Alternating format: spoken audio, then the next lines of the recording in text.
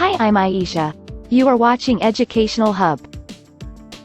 A table of contents is an essential part of any article, book, proceedings, essay, and any paper with plenty of information. It requires providing the reader's guidance about the position of the content. First, we need to understand, what is the table of contents in dissertation? The table of contents is the section of a dissertation that guides each section of the dissertation paper's contents. Depending on the detail level in a table of contents, the most useful headings are listed to provide the reader concerning which page the said information may be found. The table of contents is essentially a list found at the beginning of a dissertation, which contains names of the chapters, section titles and/or very brief descriptions, and page numbers indicated for each. Okay, styles for dissertation table of contents. Making an effective table of contents starts with identifying headings and designating styles to those headings. Using heading styles to format your headings can save a lot of time by automatically converting their formatting to the defined style and serves as a tool to identify the heading and its level. Used later when creating a thesis table of contents. Each heading style already has predefined sizes, fonts, colors, spacing, etc., but can be changed as per the user's requirements. This also helps once all headings have been created and you intend to change the style of a certain type of heading.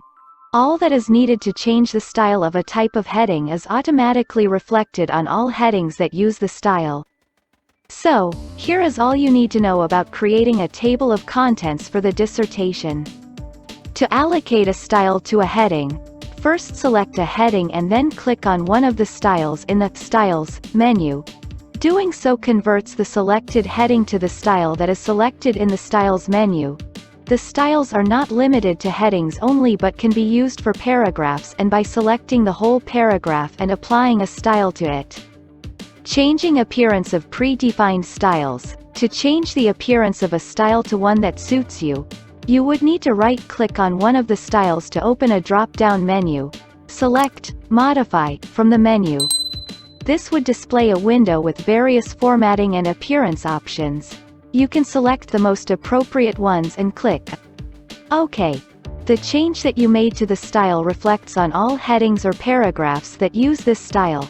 Further changes can be made to headings, but using styles is an important step for creating the table of contents for the thesis. Once this step is completed, you can continue to create a thesis table of contents. Generating dissertation table of contents. First, to generate the table of contents, start by entering a blank page after the pages you need the table of contents to follow. To do so, click on the bottom of the page you want before the table of contents. Open the Insert tab and select Page Break. This will create a page between the top and bottom sections of the table of contents area. How to insert table of contents. Place the cursor where you want to place the table of contents on the page you added earlier. On the References tab, open the Table of Contents group. This would open a list of different table of contents designs and a table of contents sample. You can select an option from the available table of contents or make a custom table of contents. Although the available table of contents samples is appropriate, you may use a custom table of contents if it is more suitable to your needs. This allows you to modify different formatting options for the table of contents to satisfy your own. Things to consider when making a PA-style table of contents. The pages before the body of the dissertation, known as the prefatory pages, should not have page numbers on them but should be numbered in the Roman numerals instead as I, E, E. Table of contents and the abstract pages are not to contain any numbers. The remaining pages would carry the standard page numbers 1, 2, 3. The section titles and page numbers in the dissertation table of contents should have dotted lines between them. All the prefatory pages, sections, chapter titles, headings, subheadings, reference sections, and appendices should be listed in the contents thesis table. If there are a limited number of tables or figures, they may be listed in the dissertation's table contents.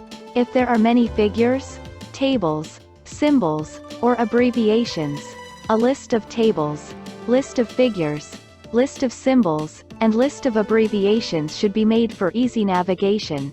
These lists, however, should not be listed in the thesis table of contents.